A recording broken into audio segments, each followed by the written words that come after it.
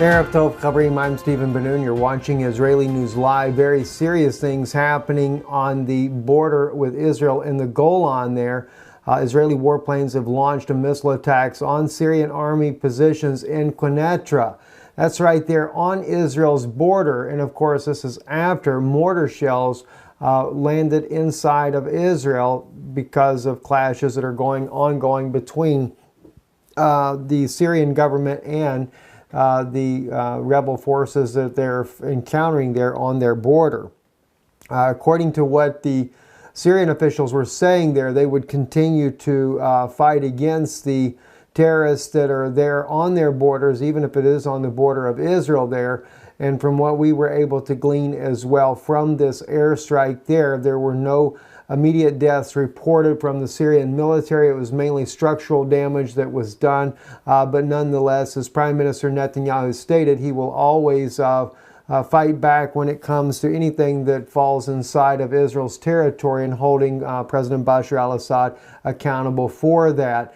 At the same time, though, General Mattis is inside of inside of Israel right now. He is meeting with the Israeli officials there, including that of Prime Minister Netanyahu.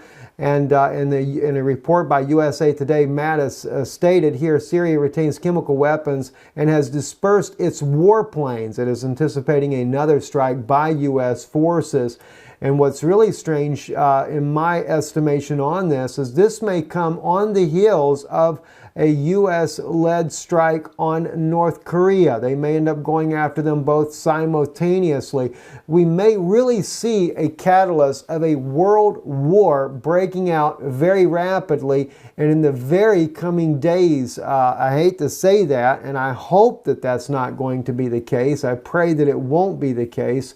But as we're beginning to watch these things mount and we see things that are being stated, and of course General Mattis here claiming that Syria does have the chemical weapons. Well, I agree that there are chemical weapons in Syria, but I believe, even as Syrian President Bashar al-Assad just stated today that he has been able to determine with certainty the chemical weapons are coming through the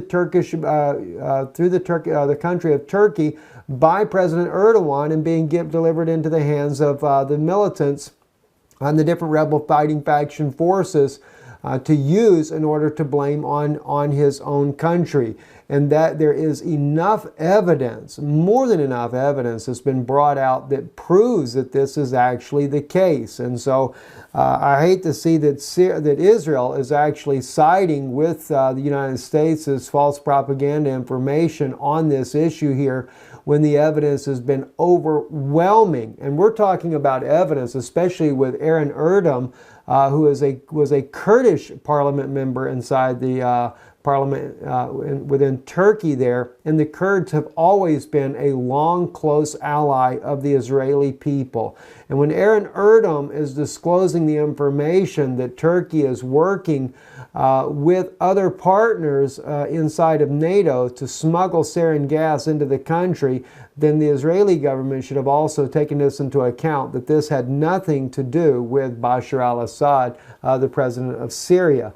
But unfortunately, it's a much bigger issue than that, and it looks like that there definitely will be another strike on Syria in the coming maybe even weeks at most, and I'm concerned that it is going to be kind of on the heels with the North Korean strike, because I say that if Russia actually gets involved or China gets involved in protecting North Korea, it could easily spiral into an all-out nuclear war or even a ground war between the different nations there. The United States has stepped up their own forces inside of Eastern Europe, bringing in the F-35s there already. There's already a huge number of soldiers there on the border in the Baltics there. There is air defense systems being moved around in different places there since the coup inside of Turkey, the staged coup in order to be able to justify moving nuclear weapons from Turkey into Romania, making that more in striking distance of Russia as well.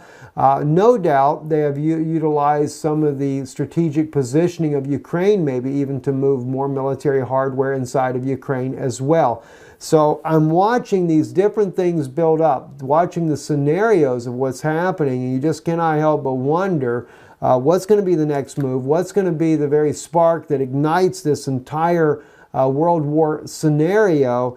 And of course, we were reported the other day, or shared with us, that some of our videos, especially the ones that I did on the United States military with the British military crossing the border inside of Syria from Jordan. People were telling me that my news broadcasts on that have disappeared in their countries. Select countries have been disappearing on that. Well, that just kind of lets us know that we're probably hitting the nail on the head in order for them to be wanting to remove these type things.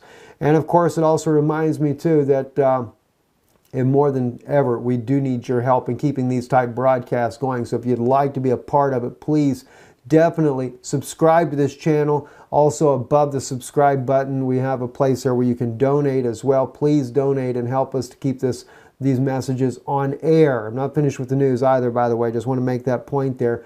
I haven't done it in a while, so I want to kind of just encourage you to please help us to do that. Also, IsraeliNewsLive.org, donation place there as well. Let's keep on moving, though, in this news broadcast. What I want to look at here also, Sputnik is reporting that the Japanese have actually have sent 2 of their warships to join the U.S. Armada that is approaching the North Korean waters there in order to possibly engage Kim Jong-un. And there again, as I've stated all along, Kim Jong-un has certainly put himself into a very precarious situation. But I do find it rather kind of awkward that the United States is not allowing sanctions that China is doing to have a greater effect on Kim Jong-un. And instead, looks like only after maybe a couple of weeks of a trial there, they're ready to go to war. Now, some might argue that there's been sanctions on North Korea for years and it never has worked or deterred them. But then again, only China has ever had such a huge, massive impact on the country with sanctions, with 81% of their trade coming from China. So I'm like, again, I'm very concerned that we haven't at least given this as a greater option. Now, people would probably argue too and say, well, he's continually talking about doing a preemptive strike. Yes, that's very dangerous, no doubt. I know that this is a serious situation, and I realize that the American government has to make a decision on what to do about that. I just find it just a little bit odd, though, that all the world stage is getting ready for war. And it's almost seemingly not that it's being done out of the need for dealing with someone that has nuclear weapons like Kim Jong-un, but more so for a different purpose altogether. And maybe they're trying to get Russia and China to retaliate on the United States in order to crush freedom of speech in the United States. After all, Russia has finally passed their law banning the Jehovah's Witness organization in their country, confiscated their properties, etc. Some people might say, well, you know, they need it. They're a bad group to begin with. And I don't agree with their doctrines personally, but I think it's a dangerous situation what happened to them inside of Russia, because it sets a precedent of what we can probably look for in a new world order as well. Everything that does not agree with the mainstream religions, such as the Russian Orthodox or the Catholic Church, the Roman Catholic Church, there could end up being banned, and your property confiscated and your bank's assets taken as well. This is why you see more of a one world religion that the Pope of Rome has been pushing as well, and that's exactly why the churches have been joining back in with Mother Rome there. As the Pope of Rome said, your money won't save you. So that's something that's very serious, and something that we can probably see not just with Jehovah's Witnesses, but many other groups that are not willing to comply or go along with a one world religion, or at least with a keep your mouth shut. And I think this is why they would like to bring down the United States, because right now the freedom of speech is something that is a major danger for a new world order, and they would like to silence the U.S. This may be why we're seeing all this buildup, all these threats. North Korea, well, just something in order to be able to justify it. And it is a justification, no doubt, when you're worried about a preemptive strike of a nuclear weapon on the U.S. But then again, Syria, another issue.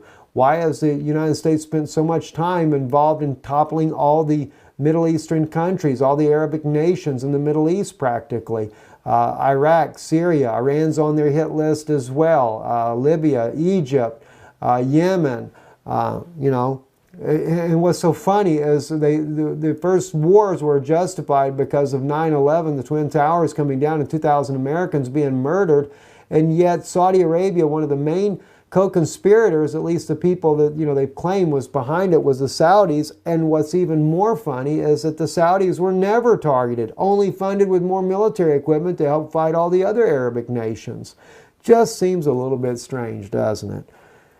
At any rate, continuing on here, this here is Russia's military here. The Russian military has finally admitted, yes, they do have their military down in this area called Vladivostok, and which is only 8 miles from the North Korean border. They're claiming it's there for an incoming parade, but that's confirmed by TASS, Russian news agency there. But it's just a bit odd that all this equipment has been sent down there. They're not mentioning anything about the air defense missile system that was also sent to this region there. But in fact, they're not even showing that in any of the photographs that are down there, but clearly the trains were definitely taking it in that direction there as well. U.S. tanks and other military hardware. Looks like we got bump from Lorenzo's channel there. Let me try to back it up again. Here we go. U.S. tanks and military hardware spotted in Noryang Yin Station, South Korea, heading northeast, which of course going to the North Korean border there. And as you can see here by the photos here that he's got on his page there, it is a train that pulled up into the station. There are tanks on that train. And of course the photographs, you can't really see the images very well. Also, there are truckloads of tanks being moved as well in North Korea. We've seen photos that Lorenzo has shared on his site as well of all these tanks headed up into that direction there.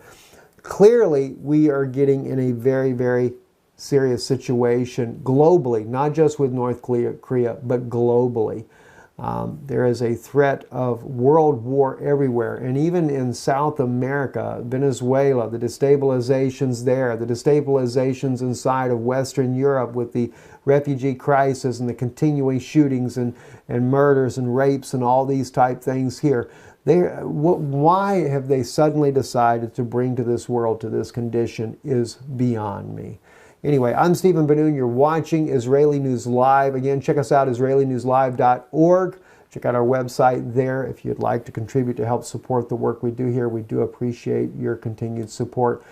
Tomorrow evening, European time, I'll be sharing another message, part 2, about this whole issue and how to deal with what no doubt is obvious of a demon invasion of this earth. What did God have in mind for us? I'm going to share some things with you that I think will be very insightful, and you may get to find out exactly why he said, "I counsel of you to buy of me gold tried in the fire." I'm Stephen Benoon. You're watching Israeli News Live. Shalom.